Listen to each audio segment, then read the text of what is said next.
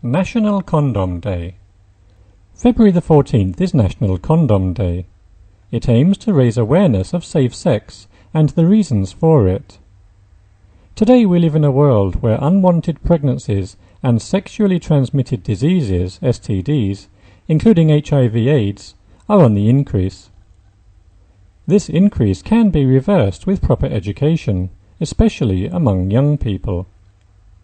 Half of reported STDs in the USA are among the age group 15 to 24.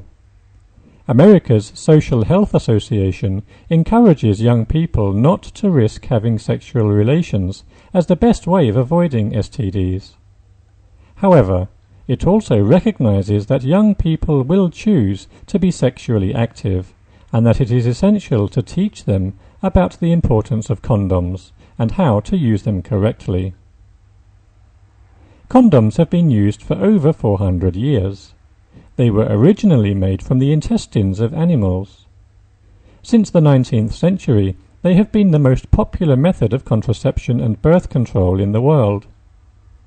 They have saved countless lives and have prevented young girls from becoming pregnant. They are widely accepted in many countries, although the embarrassment of talking about them has not yet disappeared. In other countries they are controversial and banned. The Roman Catholic Church opposes condom use. The demand for and use of condoms is growing rapidly.